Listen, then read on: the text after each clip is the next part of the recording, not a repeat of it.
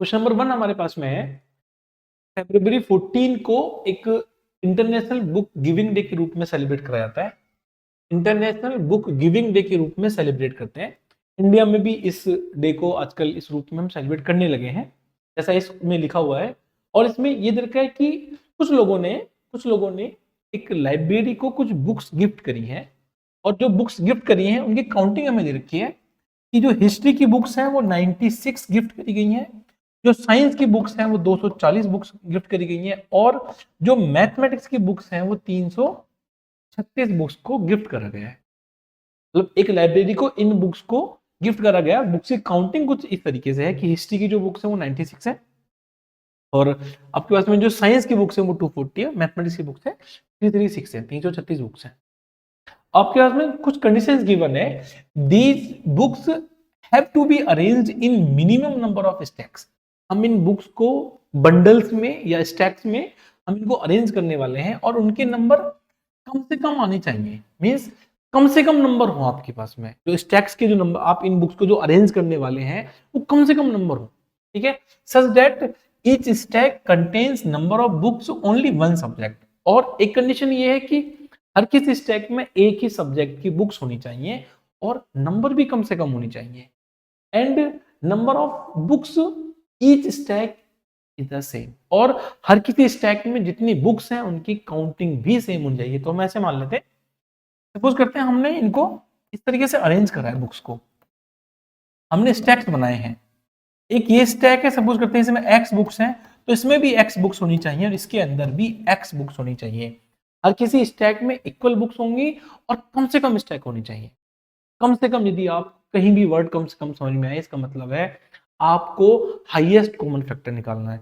हमें इन नंबर्स को इस तरीके से अरेंज करना है कि आपको एक कॉमन फैक्टर मिले, एक कॉमन नंबर मिल जाए कि जिससे आप डिवाइड कर सकें इनको, और आप उसको फिर उस रूप में अरेंज कर सकें। ठीक है, आगे चलते हैं।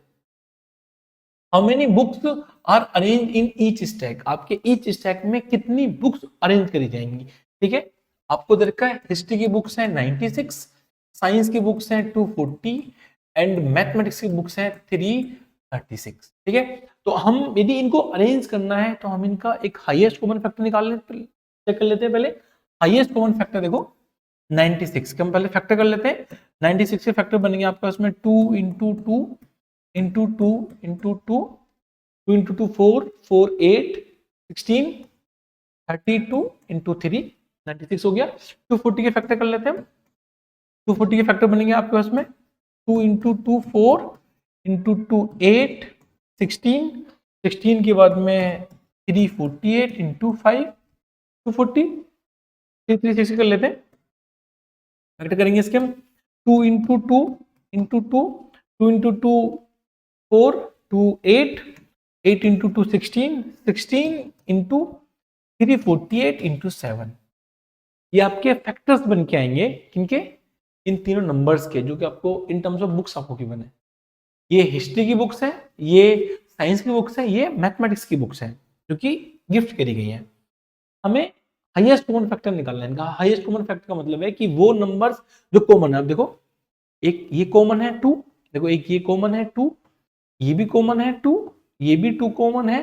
यहां से आप देखेंगे ये 3 कॉमन है, 3 कॉमन है। इसका मतलब है जो हाईएस्ट कॉमन फैक्टर है, जो एचसीएफ बनेगा, वो 2 into 2 into 2 into 2 into 3, 2 power 4 into 3 power 1। इसका मतलब है 16 इंटू 3 मीन्स 48।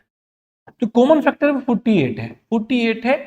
यदि मैं 48 से इसको डिवाइड करूंगा तो 2 आएगा, 96 को मैं यदि डिवाइड करूंगा तो 2 आएगा। इसका मतलब है कि हम हिस्ट्री की बुक्स के 2 स्टैक्स बनाएंगे। देखो इसको देखो, साइंस की बुक्स के लिए आप क्या करेंगे, 240 बाई 48 करेंगे तो 5। देखो ये 5 नंबर बन के, मतलब 5 स्टैक्स बन के आएंगे आपके पास में साइंस की बुक्स के, और 7 स्टैक्स बन के आएंगे आपके पास में मैथमेटिक्स की बुक्स के। ठीक है, देखो हम इसको लिख लेते हैं। यहाँ पे हमारे पास में हाईएस्ट कॉमन फैक्टर आ गया। फर्स्ट की बात करते हैं, how many books are to be arrange in each stack. 48, कितना नंबर आएगा 48। 48 कैसे निकाला हमने, हमने एचसीएफ निकाला तीनों बुक्स का। हमने 96 हम बोल सकते हैं question number 1, HCF of 96, 240 and 336 is equal to 48।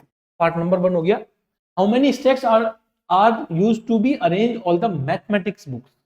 आप मैथमेटिक्स की बुक्स को अरेंज करने के लिए कितने स्टैक बनाएंगे?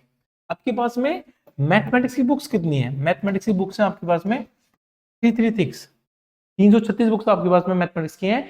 एक स्टैक में आपके पास में 48 बुक्स आती हैं, तो आप बोल सकते हैं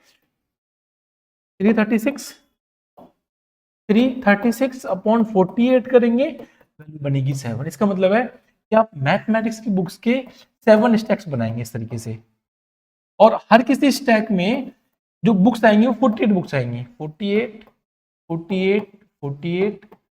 इस तरीके से जो बुक्स बन के आएंगे आपके पास में वो 48 बुक्स आएंगे और 7 स्टैक्स बनेंगे। जो कंडीशन थी हमारे पास में, पहली condition equal number of books होनी चाहिए, 48 बुक्स हैं। दूसरी कंडीशन हर किसी स्टैक में एक ही सब्जेक्ट की बुक्स होनी है, वो भी फुलफिल हो रही है। ठीक है, ये हो गया, ये हो गया। तो कितने बनेंगे स्टैक्स? 7 बनेंगे मैथमेटिक्स के लिए। थर्ड का फर्स्ट पार्ट है determine the total number of stacks that will be used for arranging all the books. हम कितने स्टैक्स बनाएंगे? हम क्वेश्चन नंबर 3 की बात करते हैं कि हम कितने स्टैक्स बनाएंगे कि हम कितने स्टैक्स बनाएंगे कि हम सभी बुक्स को अरेंज कर सकें। देखो थर्ड का एक पार्ट देख लेते हैं। हमारे पास में हिस्ट्री की बुक्स है 96। कितने स्टैक बनेंगे इसके लिए? भाई एक स्टैक में 48 बुक्स है, तो टोटल बुक्स कितनी है 96। तो आपके पास में कितने बने स्टैक्स? आप डिवाइड करेंगे 48 बाई 2। तो नंबर ऑफ स्टैक्स आप ऐसे बोल सकते हैं, आप सारी बुक्स को ऐड कर लो। देखो आप बोलेंगे 96 प्लस 240 प्लस 336 अपॉन करेंगे 48। या तो आप ऐसे सॉल्व कर लो, या आप हिस्ट्री की बुक के लिए नंबर ऑफ स्टैक अलग निकाल लो। आप साइंस की बुक के लिए स्टैक आप बोलेंगे 240 डिवाइड बाई 48, वैल्यू आ जाएगी 5।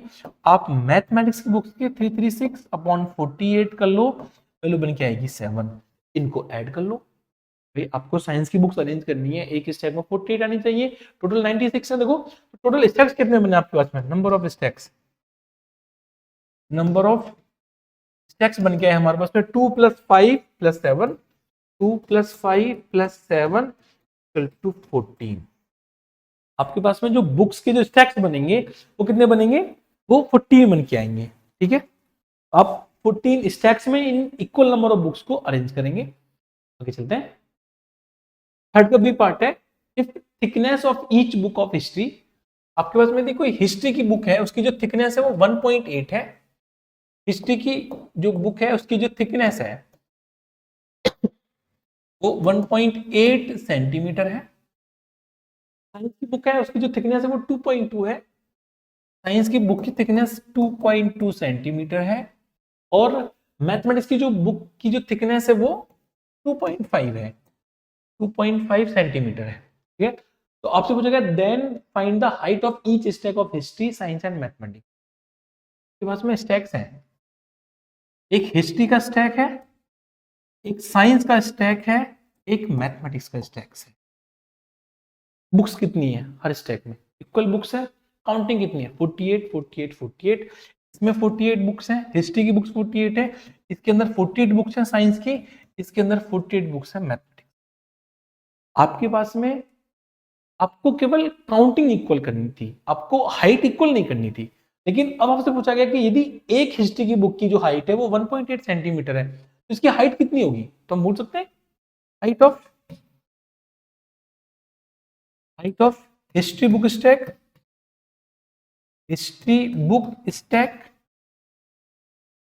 कितनी बुक्स है आपके पास? 48। एक बुक की हाइट कितनी है? 1.8। आप बोलेंगे 48 इंटू 1.8 और वैल्यू बनेगी आपके पास में 84 पॉइंट समथिंग वैल्यू आएगी, 86.4 सेंटीमीटर हो गया। Height of science book stack आप बोल सकते हैं। इसमें एक बुक की कितनी हाइट है? 2.2, तो आपके पास जो वैल्यू बनेगी वो 2.2 इंटू 48 बुक्स हैं, तो जो इसकी वैल्यू बन के आएगी वो आएगी आपके पास आएगी 105.6 सेंटीमीटर। फाइनली मैथमेटिक्स की बुक्स है, कितनी बुक्स थी? 48 बुक्स है, तो आप बोलेंगे height of maths books stack 2.5 into 96 is equal to, जो वैल्यू बन के आएगी हमारे पास में वो आएगी 120 सेंटीमीटर। 120 नहीं नहीं, जो जो हाइट बन के आएगी वो आएगी 240 सेंटीमीटर। ये हाइट बन के आएगी हमारे पास नहीं सॉरी, ये जो वैल्यू है ये है हमारे पास में 2.5 इंटू 48 और वैल्यू बनेगी 120 से, सॉरी ठीक है।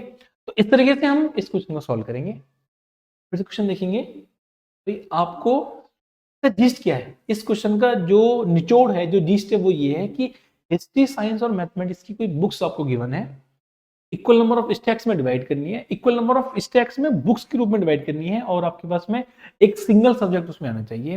ऐसा कोई क्वेश्चन पूछा जाएगा तो आपको सिर्फ HCF निकालना है, कॉमन फैक्टर निकालना है। भाई यदि हमारे पास में हम कॉमन फैक्टर हमें पता है तो हम उसको उतने ही बंडल्स में डिवाइड कर सकते हैं, ठीक है। उसके बाद में आपसे हाइट पूछ गई है, आप उसको सॉल्व कर सकते हैं, ठीक है।